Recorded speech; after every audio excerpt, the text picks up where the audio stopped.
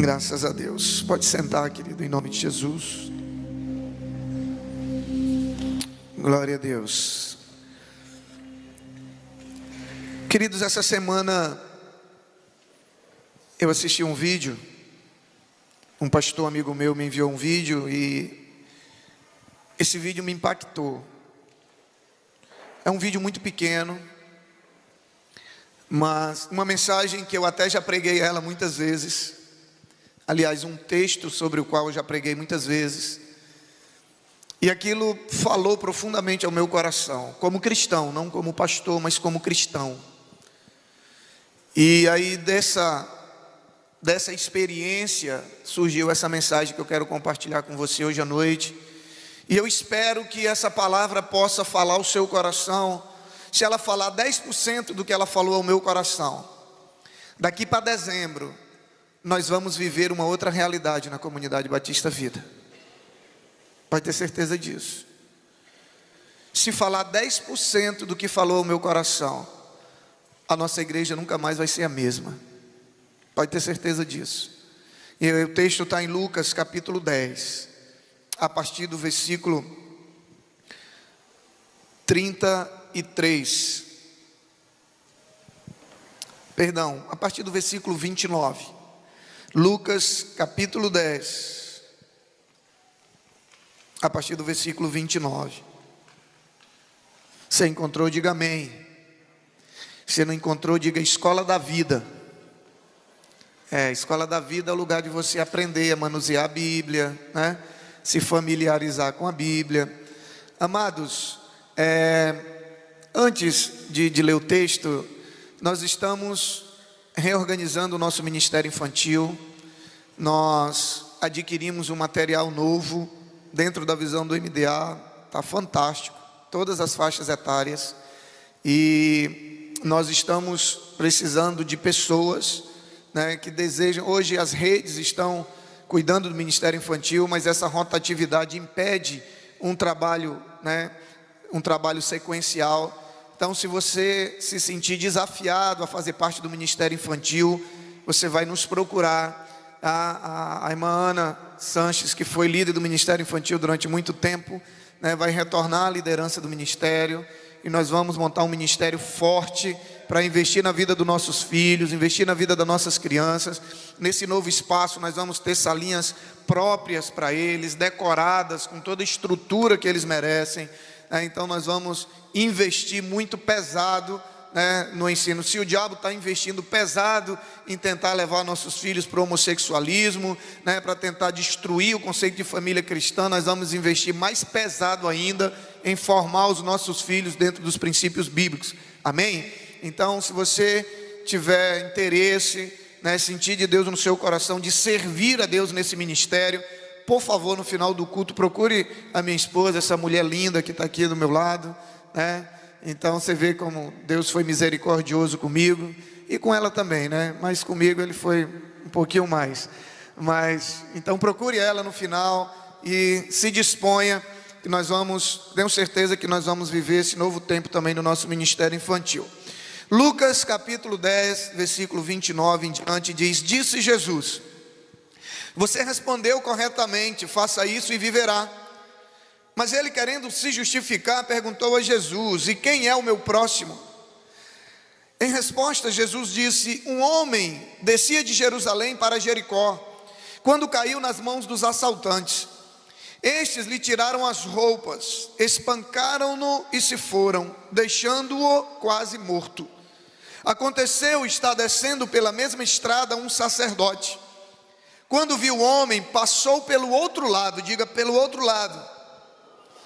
E assim também um levita, quando chegou ao lugar e o viu, passou pelo outro lado, diga comigo de novo, pelo outro lado. Mas um samaritano, estando de viagem, chegou onde se encontrava o homem, e quando o viu, teve piedade dele. Aproximou-se, enfaixou-lhe as feridas, derramando nelas vinho e óleo. Depois colocou-o sobre o seu próprio animal e levou-o para uma hospedaria e cuidou dele. No dia seguinte, deu 2 denários ao hospedeiro e disse-lhe: cuide dele.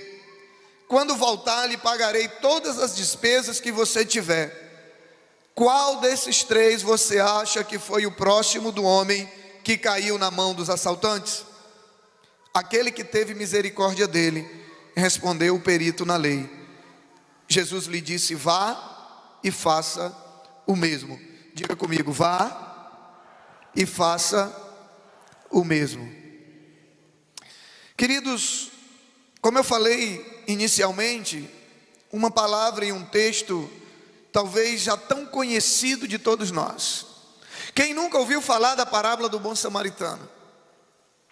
Quem talvez nunca ouviu uma mensagem pregada sobre a parábola do bom samaritano? Qual o pastor que nunca pregou uma mensagem sobre a parábola do bom samaritano? Mas essa noite eu queria compartilhar com você algo que falou muito forte ao meu coração.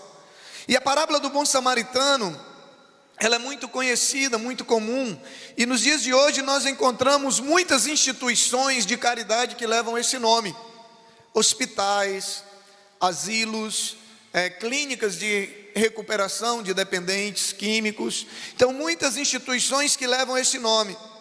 Inclusive em Israel, no mesmo circuito onde aconteceu esse fato, existe um hotel, uma hospedaria chamada Hospedaria do Bom Samaritano. E Jesus, nesse momento que nós lemos nesse versículo, ele estava indo para Jerusalém, quando de repente ele encontra um intérprete da lei, alguém que conhecia profundamente a lei, alguém que conhecia a Bíblia como ninguém. E esse intérprete da lei, tentando pegar Jesus ali numa pegadinha, ele faz alguns questionamentos para Jesus. E aí Jesus então conta uma parábola. Jesus, quando ele faz algumas perguntas acerca do que é necessário herdar, para herdar o reino do céu, Jesus diz: ama a Deus de todo o teu coração, de todas as tuas forças, de todo o teu entendimento, e ama o teu próximo como a ti mesmo. E aí ele retruca e pergunta: mas quem é o meu próximo? E aí Jesus conta essa parábola para responder a essa pergunta daquele fariseu, daquele intérprete da lei. Olhe para quem está do seu lado e diga: quem é o meu próximo? Nós vamos tentar responder essa pergunta através dessa parábola. Se a gente conseguir entender quem é o nosso próximo, eu tenho certeza que a nossa vida como cristãos, ela não vai ser mais a mesma a partir do momento que você cruzar ali por aquela porta. Eu tenho certeza disso. Então Jesus começou a dizer para ele, contar a história desse homem. E um certo homem descia de Jerusalém para Jericó. A estrada que ligava Jerusalém a Jericó era cerca de 28 quilômetros, diz a geografia bíblica. E essa estrada era uma estrada muito perigosa, porque todo mundo transitava por ali, os mercadores, as caravanas transitavam por ali. Então era alvo dos assaltantes. E era uma estrada que também era muito fácil de fugir, Tinha o contexto dela, a estrutura dela, era muito fácil dele, tipo no Rio de Janeiro, por exemplo, durante os 4 anos que nós ficamos lá, tinha alguns locais que quando a gente ia do seminário para a igreja, que a gente sabia que era muito mais perigoso. Por quê? Tinha algumas favelas e tinham ladeiras que desciam e davam na rua principal. Então, o que os assaltantes faziam? Naquele ponto, eles fechavam ali, assaltavam, roubavam os 2, 3 primeiros carros ali que eles pegavam, e eles já subiam diretamente, caíam dentro da favela, e a partir dali a polícia já não entrava mais. Então tinha alguns locais que a gente sabia que a gente nunca podia ser o primeiro carro a passar. Se a gente fosse para a igreja e a gente visse que não tinha nenhum carro na nossa frente, a gente ia passar por aquele lugar, eu encostava o carro no acostamento, esperava passar vários carros, e a gente ia. Por quê? Porque eles só roubavam os 2, 3 primeiros, que era o tempo que a polícia já chegava. E várias vezes, uma vez muito mais próximo, teve uma vez que o nosso carro era o 4º ou 5º. E aí eles desceram o morro, fecharam com um fuzil, tirando o pessoal de dentro do carro. A gente não podia voltar porque tinha carros atrás de nós, e a gente ficou parado aqui olhando e orando para não dar tempo de chegar no nosso. E eles roubaram acho que os 2 carros. Quando eles terminaram e subiram o morro, ficou 1 ou 2 carros na nossa frente para poder chegar no nosso. Então era uma estrada que tinha essas facilidades para os assaltantes. Então era alvo de muitos assaltos, e também porque era alvo de muitos mercadores. E era conhecida essa estrada de Jericó para Jerusalém, era conhecida como o caminho de sangue, por causa dessa insegurança e os frequentes assaltos que haviam naquele lugar. E esse caminho entre Jericó e Jerusalém, ele também era percorrido pelos levitas e pelos sacerdotes. Por quê? Porque os levitas que tocavam no templo, onde ficava o templo? Em Jerusalém. Mas a maioria dos levitas e dos sacerdotes, eles moravam em Jericó e ministravam no templo em Jerusalém. Então eles também faziam esse percurso.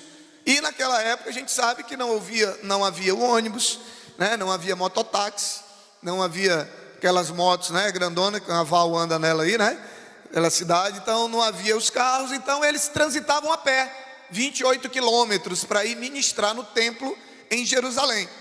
E o texto diz que esse homem, ele descia para a cidade de Jericó. Jesus não fala acerca da sua nacionalidade, da sua raça, se ele era branco, se ele era negro, se ele era judeu, se ele não era judeu. Ele só fala simplesmente que era um homem. E de repente ele se viu numa dessas emboscadas, e ele foi tomado pelos assaltantes, e foi agredido, e foi deixado no chão. A Bíblia diz que quase morto, em outras traduções semi-morto ou meio morto, ou seja, o cara ficou lá quase morto. E aí começa a lição que Jesus nos ensina, começa a lição que Deus falou muito forte ao meu coração, não como pastor, mas como cristão. A Bíblia diz que aquele homem estava lá no chão, caído, espancado, ferido, quase morto, e um sacerdote que vinha do templo, talvez tivesse ministrado uma palavra poderosa, né? Talvez tivesse pregado um dos melhores sermões do seu ministério. E ele vem, e ele passa, ele olha e vê aquele homem caído, e o texto diz que ele passou por onde, querido? Por onde? Pelo lado. Foi embora. Foi embora. E aí o texto diz que depois vem um levita. Talvez tivesse ministrado louvor, o fogo tivesse descido durante o louvor. Talvez não só louvado, mas profetizado, orado em línguas. Talvez um monte de gente caiu, talvez, sabe. Mas a Bíblia diz que ele passou por onde? Pelo lado. Nenhum dos dois deu atenção. E aí o texto fala de uma terceira pessoa, de uma terceira figura que entra em cena, que era um samaritano. Era um samaritano. E o texto diz que ele vem, passa pelo mesmo local, só que a atitude dele foi diferente. O texto diz que ele parou, pegou aquele homem que estava caído, que estava ferido, ele fez ali os primeiros socorros, o que ele pôde fazer num primeiro momento, colocou algumas ataduras nas suas feridas, colocou óleo e colocou vinho, né? E ali ele tratou, colocou sobre o seu animal, né? Levou até uma hospedaria, deixou dinheiro para o dono da hospedaria e disse: se precisar de mais dinheiro, pode colocar do seu bolso, que quando eu voltar, eu lhe reponho. E aí, depois de contar essa história, Jesus olha para aquele intérprete da lei, alguém que estava tentando colocar Jesus numa encruzilhada, alguém que estava tentando questionar a Jesus, alguém que não reconhecia a autoridade de Jesus, alguém que conhecia muito a palavra, alguém que sabia tudo da letra. Até esse homem, intérprete da lei, quando Jesus pergunta quem é o próximo, tentando responder a pergunta que o próprio intérprete da lei havia feito: quem é o meu próximo então? E Jesus então conta essa história e diz para ele: quem é o próximo daquele homem que estava caído?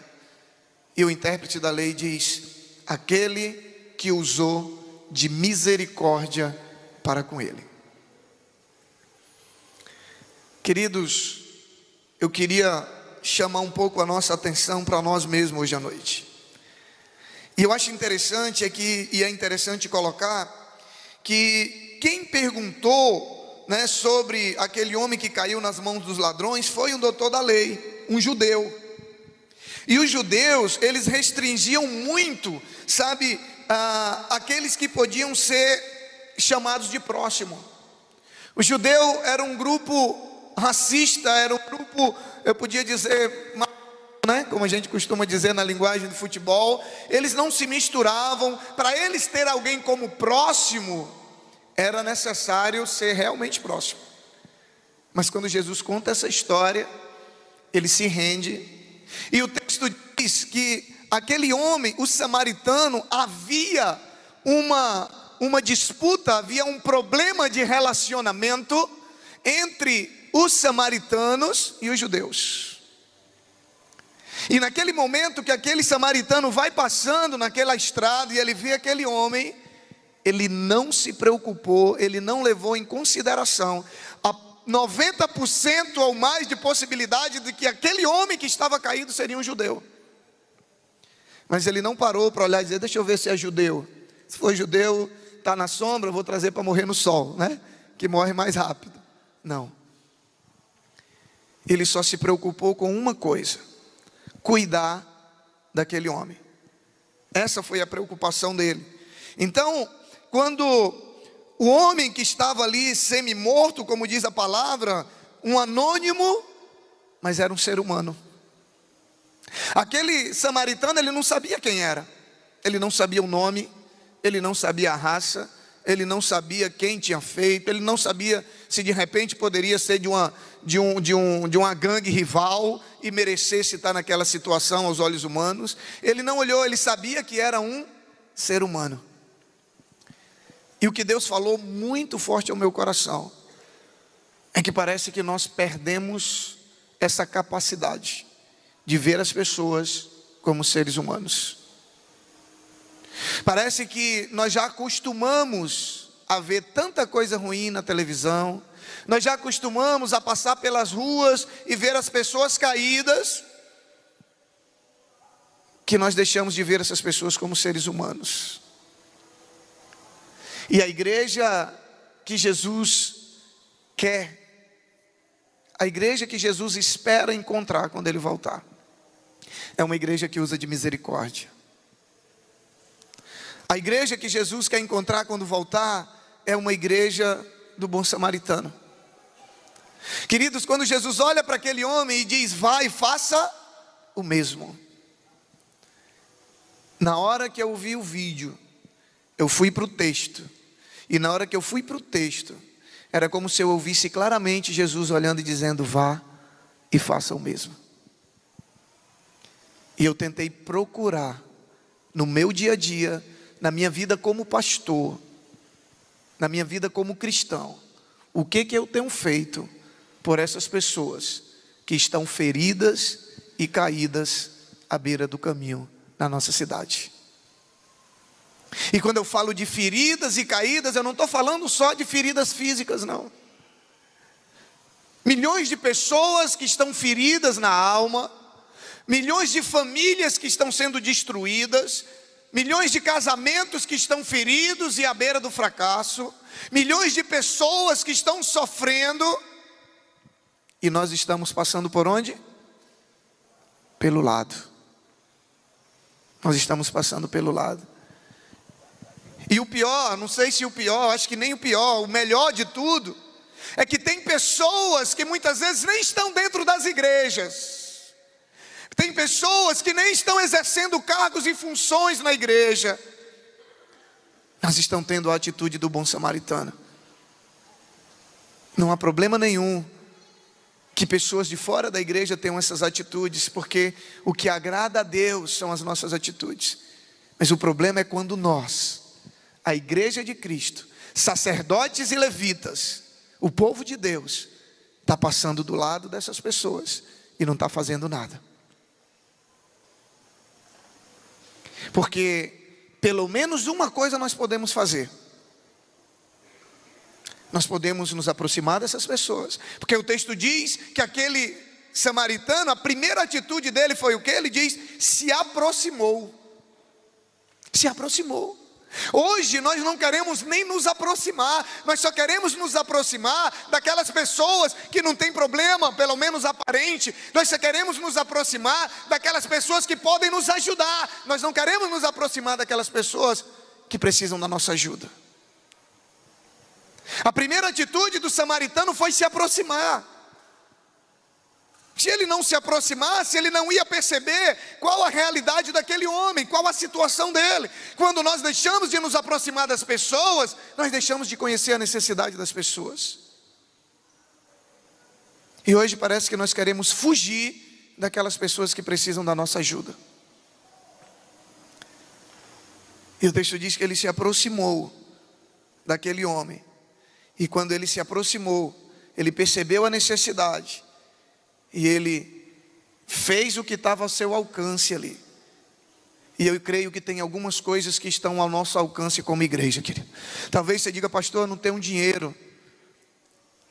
Mas eu quero dizer para você que você tem um Deus todo-poderoso. E você tem na sua boca o poder da oração. De você orar pela vida de uma pessoa e você ver Deus mudar a vida dela.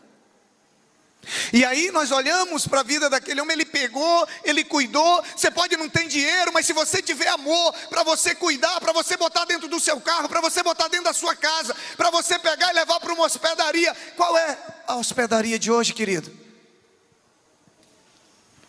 Qual é a hospedaria onde ele vai encontrar o óleo e o vinho para curar a sua ferida? Diga a igreja. A igreja.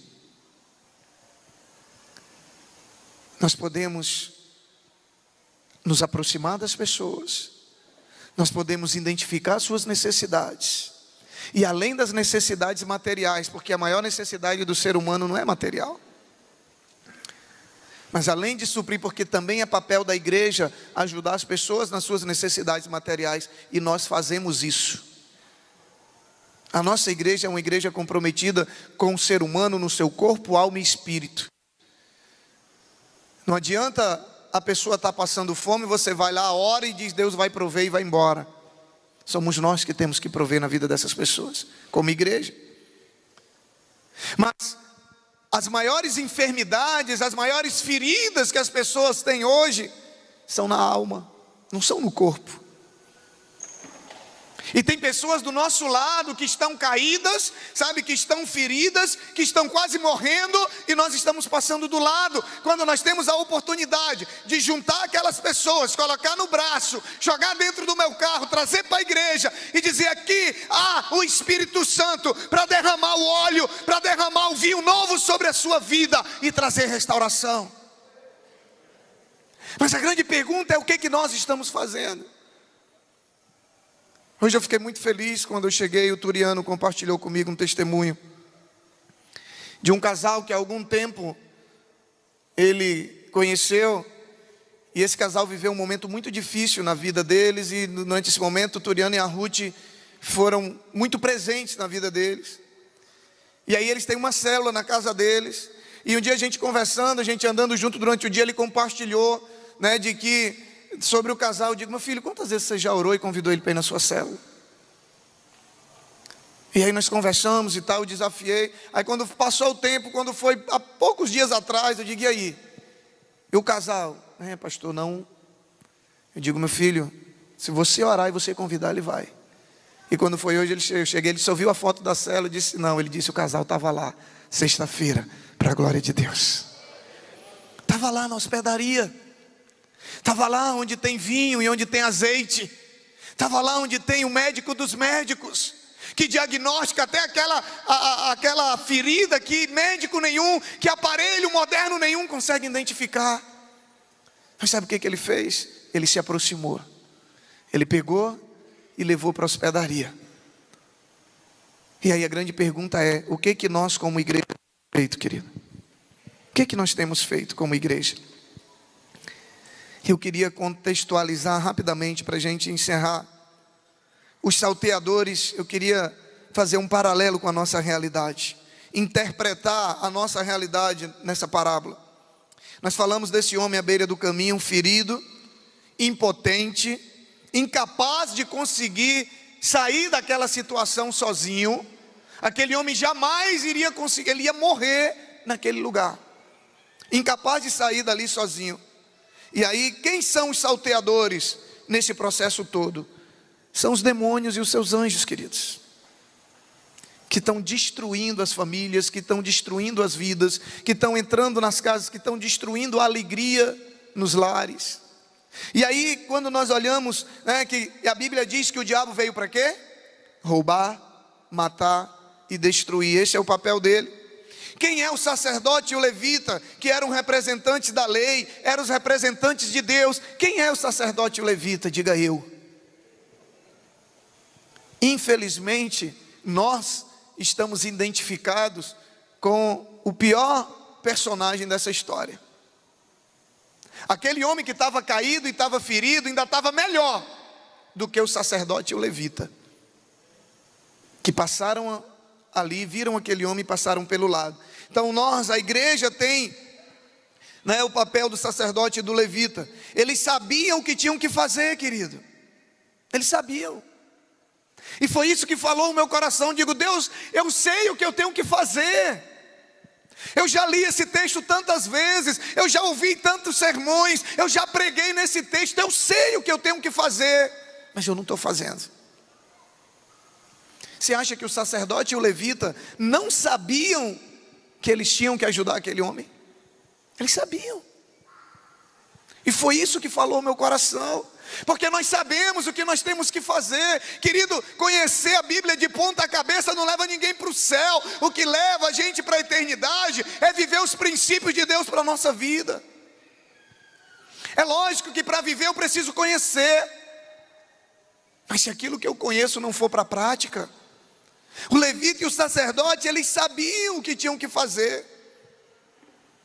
O detalhe da história é que o sacerdote e o levita nem ligam para o homem, mas o samaritano faz de tudo para salvar aquele homem. Faz de tudo.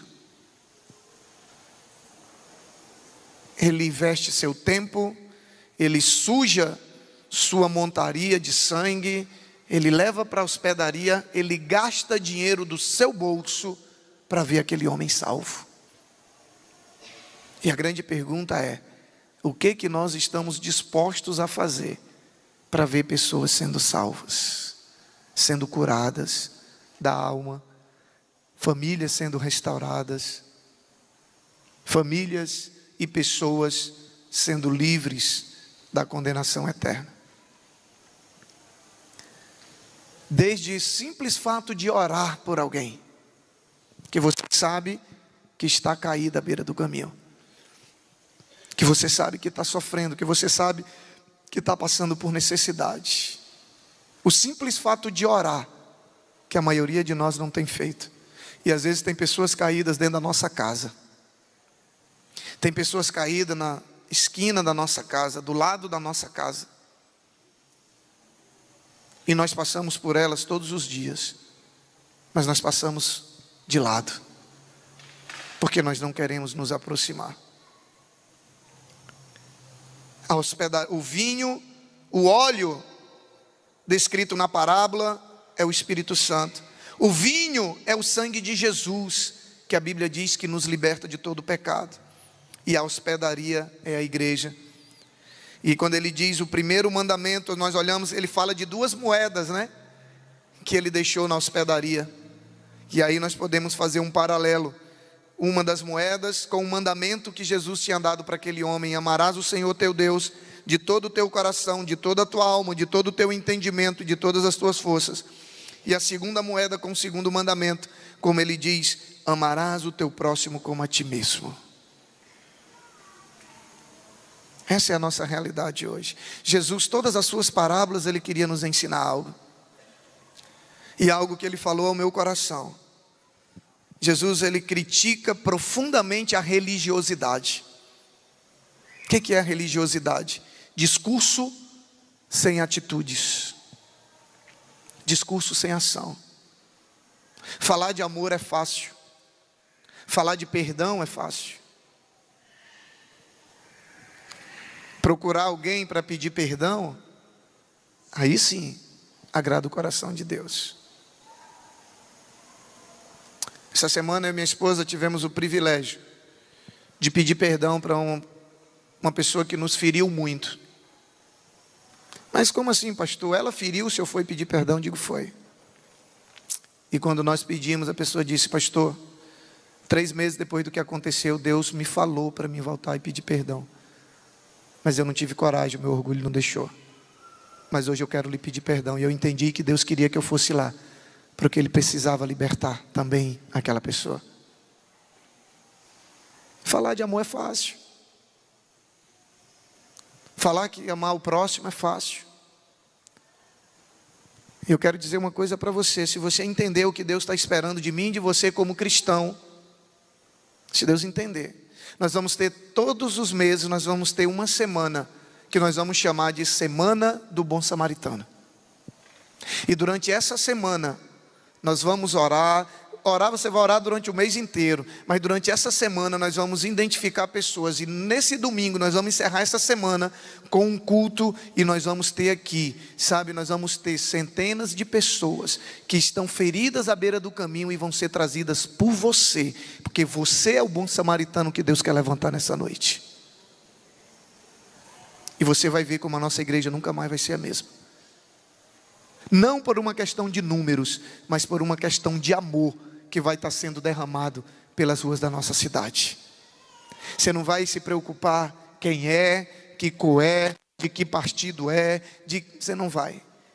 Você vai orar e Deus vai te mostrar pessoas que estão feridas e estão caídas à beira do caminho. E você vai tomar a atitude de trazer essas pessoas até a hospedaria. E aqui elas vão receber o vinho e o óleo que cura, que salva e que restaura. Amém, queridos? Fica de pé em nome de Jesus.